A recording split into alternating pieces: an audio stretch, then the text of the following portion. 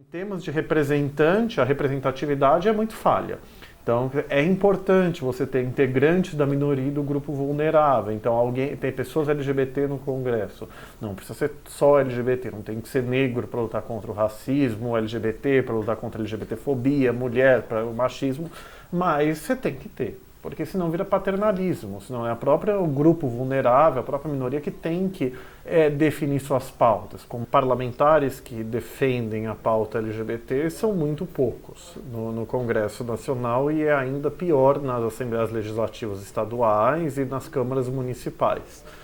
Parlamentar abertamente LGBT realmente é só o João Willis, em âmbito nacional, que é um parlamentar muito importante, de esquerda. No geral, ele é muito bom em projetos não só para a cidadania LGBT, mas para direitos humanos em geral, quer dizer, o casamento civil igualitário, projeto de lei de identidade de gênero, a regulamentação do aborto, das casas de prostituição, da legalização das drogas, né? E você tem outros, tem a Erika Cocai, que é uma parceira dele sempre, uma parlamentar maravilhosa. Você tem uma meia dúzia, entre aspas, de parlamentares, mas é muito pouco.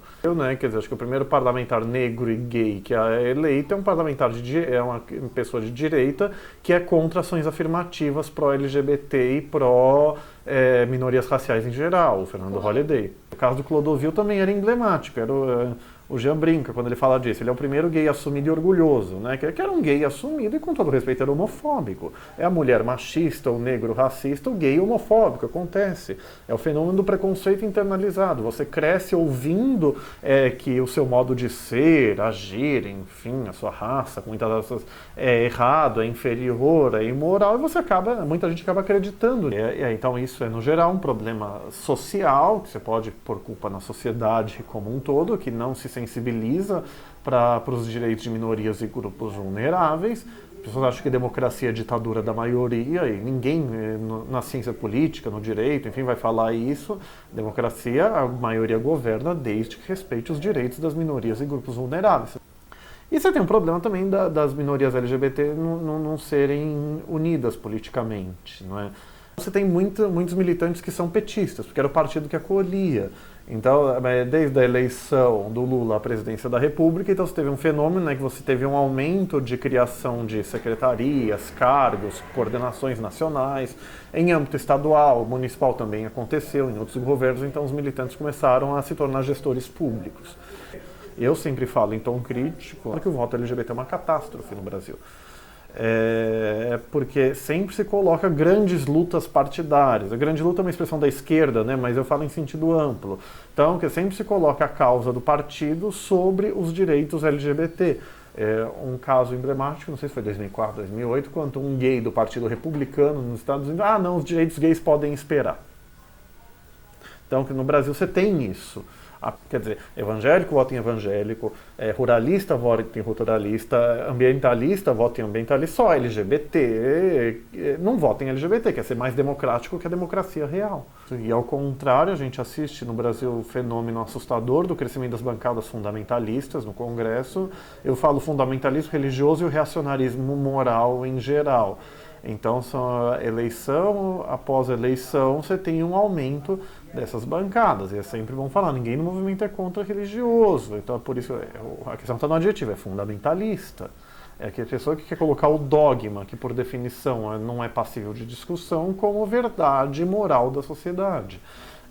Você tem, né, no Congresso o tal do Estatuto da Família, que carinhosamente chama de Estatuto da Família Totalitária, porque quer reconhecer uma só forma de família. Eles inovam até na forma, nunca vi uma lei ter negrito, né? Teve o homem e a mulher. Então é daí para pior. Você tem o ex-presidente da Câmara, né, finalmente cassado, né? Ele propôs a criminalização da heterofobia. E assim, o da homofobia, que agora está definitivamente arquivado, embora tenha um da Maria do Rosário e de outros termos, ele nunca falou em homofobia, ele falava em discriminação por orientação sexual e identidade de gênero. Então, se a tal da heterofobia e da cisfobia existir, nunca vi essa lenda urbana, seria crime. Não, ele colocou heterofobia no projeto dele. Então, se nem essas coisas básicas a gente consegue o Congresso Nacional se sensibilizar. A Maria do Rosário propôs um projeto de lei na Câmara, né, que é uma lei de contra crimes de ódio em geral, que ela colocou orientação sexual, identidade de gênero e alguns outros critérios, lá que não os da lei de racismo, que é uma boa ideia também, mas assim, o ideal é você ter uma única lei punindo todos os crimes de ódio. Mas assim, o Congresso ele não consegue aprovar nem uma atualização da lei de racismo, está parado lá desde 2005. Não pode contra negro, não pode contra religioso, não pode contra LGBT também. É só isso que se pede. Não se consegue. Os planos de educação, o Plano Nacional de Educação do final de 2014, que nesses últimos 2 anos criou-se uma histeria social com essa história da ideologia de gênero, que é uma expressão que não existe, eles inventaram. E por quê? Porque o projeto, o plano de educação, falava coibir todas as formas de discriminação. Aí tinha uma vírgula, especialmente por raça, orientação sexual e gênero, e no nacional. Aí nos outros colocaram de outra forma. Eles tiraram. Existem crianças LGBT. E a criança trans é oprimida em casa, oprimida na escola, então ela tem que fugir da escola. A ideia de enfrentar o bullying homofóbico, transfóbico e machista, eles são contra. É bem difícil. Então o judiciário, mais do que a última esperança, né, ele vai ser a nossa única esperança. E o judiciário deve agir. Ele tem o que a gente chama de função contra-majoritária. Ele tem que ir contra a maioria. Quando? Quando a maioria quer oprimir uma minoria. O que o Congresso Nacional faz? Ele apresenta projeto de lei defendendo a única coisa que o Supremo falou que ele não pode fazer. É o Estatuto da Família. O Supremo falou, olha, a Constituição não proíbe, a Constituição exige a proteção da família homoafetiva. Então, nesse contexto, a gente vai continuar dependendo do judiciário até que o Congresso se digne a proteger a dignidade das pessoas LGBT. Então a pauta hoje você tem as ações da identidade de gênero, mudança de nome, sexo sem cirurgia, uso de banheiro de acordo com a identidade de gênero, que é importantíssimo. Mulher transexual é espancada, estuprada, se não morta, quando usa o banheiro masculino.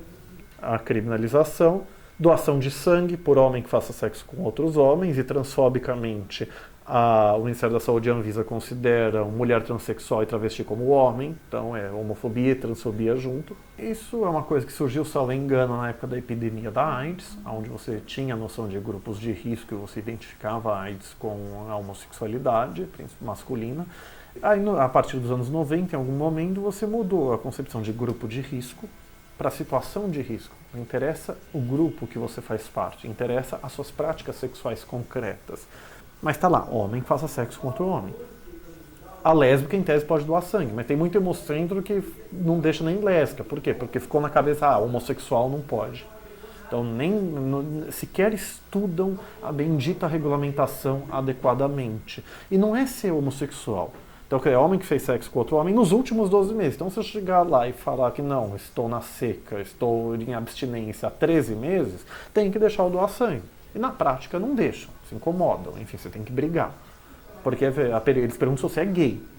Então é problemático. Assim, não é você menosprezar a importância de você ter critérios de controle para evitar.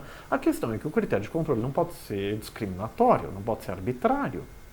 E essas são as principais ações. Então, no Supremo eu pretendo entrar também com a questão dos planos de educação, né? O dever das escolas enfrentarem o bullying homofóbico e transfóbico. Escola não é lugar de não é ensino técnico de português, matemática, etc., para passar no vestibular. Escola é um ambiente onde você vai aprender a conviver com a diversidade. O que o Supremo pode fazer, ele começou a julgar o caso do uso de banheiro por transexual, né, por uma mulher transexual, que eu até representei a BGLT nesse processo, eu fiz sustentação oral.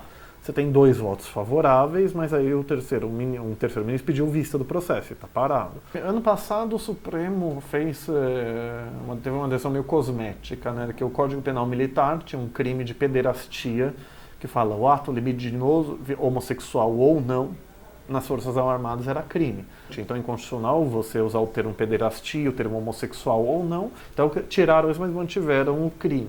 Não é? Mesmo o judiciário garantindo direitos, é importante a gente conseguir aprovar a lei. Assim, você tem que mudar a lei e a Constituição para que acabe com a discussão jurídica. E um país só é verdadeiramente democrático quando ele, expressamente na sua lei, reconhece e garante o direito a todas e todos. A gente quer igualdade pura e simples, a gente quer o mesmo direito, a gente quer a mesma proteção penal.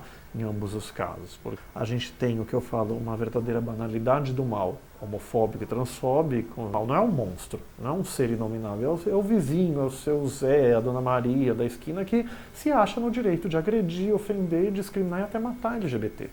Pela sua mera orientação sexual, sua identidade de gênero. Eu gosto de uma frase famosa do Boaventura de Souza Santos, que é um sociólogo português muito famoso. Nós temos o direito à igualdade quando a diferença nos inferioriza, nos discrimina, né, arbitrariamente, e temos o direito à diferença quando a igualdade nos descaracteriza. É o direito à igualdade, é como tratar igualmente os iguais e os desigualmente os desiguais na medida de sua desigualdade, quando a desigualdade seja relevante e seja racionalmente justificada.